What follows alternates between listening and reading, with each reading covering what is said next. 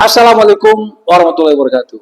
Jumpa kembali dalam bincang-bincang tentang memimpin dengan hati.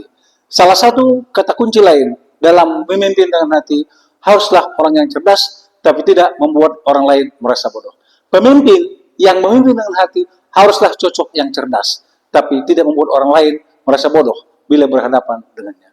Pemimpin yang memimpin dengan hati haruslah sosok yang cerdas, karena kecerdasannya diperlukan untuk mengelola institusi ataupun organisasi yang dipimpinnya.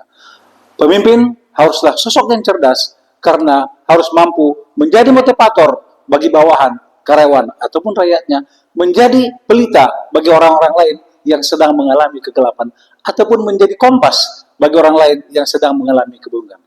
Menjadi mata air bagi orang lain yang kehausan, dan menjadi pendorong bagi orang lain supaya mereka tetap memiliki motivasi tinggi dalam melakukan sesuatu.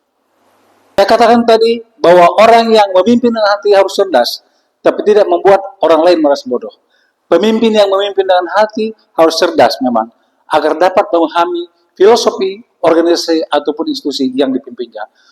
Pemimpin yang memimpin dengan hati haruslah cerdas, karena dia harus menentukan visi, misi, tujuan, dan sasaran organisasinya, sekaligus menetapkan nilai-nilai yang harus dianut oleh bawahan dan karyawannya.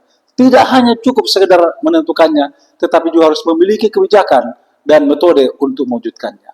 Pemimpin yang menggunakan hati perlu cerdas, tetapi harus tetap rendah hati dan tidak perlu terlalu membanggakan kecerdasannya, apalagi sampai merendahkan bawahan, merendahkan karyawan ataupun orang yang dipimpinnya.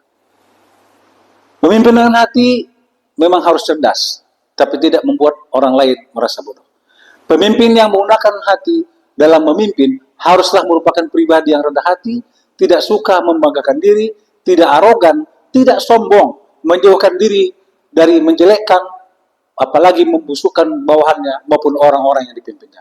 Tidak mudah menghakimi dan tidak berprasangka, serta menyintai dan bersikap peduli pada bawahan dan karyawannya. Seorang pemimpin yang memimpin dengan hati tidak boleh merasa dirinya yang paling cerdas, tidak boleh merasa dirinya paling pintar, tidak boleh merasa dirinya paling penting, serta menganggap pendapatnya lah yang baik dan selalu benar.